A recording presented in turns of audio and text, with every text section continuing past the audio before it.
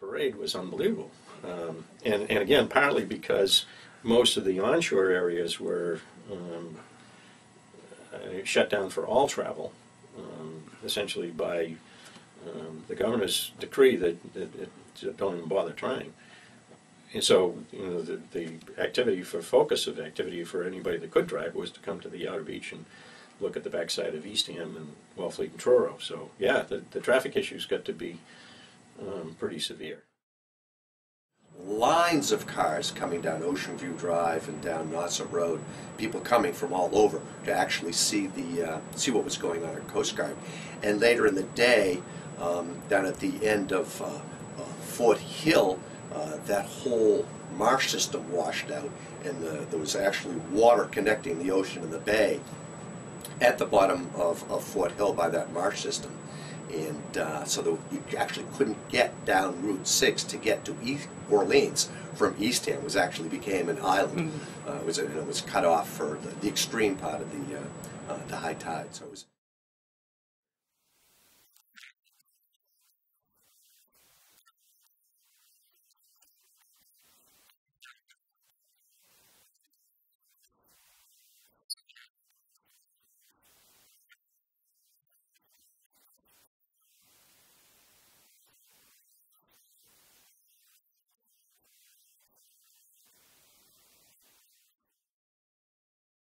That definitely remains the storm of record for this area of the Lower Cape.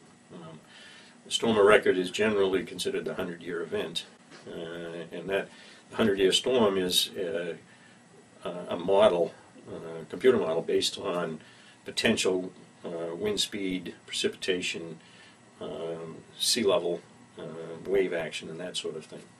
And the statistical probability is that storm will occur once in 100 years. That doesn't mean that it can't happen two years in a row. And in some parts of that, in 1990 and 1991, we had two back-to-back that were from just the still water elevation, pretty close to that. But from all of the other perspective of duration of the storm, damage done by erosion, flooding, et cetera, et cetera, et cetera. Definitely the 78 storm is the storm of record, and that's what we reference everything to. But it was just such a monumental event. And what was interesting about it is, while we got down here, we didn't have any snow or anything like that. Boston and Massachusetts got absolutely clobbered, just clobbered. They had 2-3 feet of snow. And it just kept, because it stalled here, they just kept getting it. So while we're watching all this stuff on the tube about, the drifts and all this stuff in Boston, we're looking out and saying, Boston, where's that? I mean, that's not even in the ballpark. We don't have any snow. It's nice. The sun's out. Ready to get your trunks on and go swimming.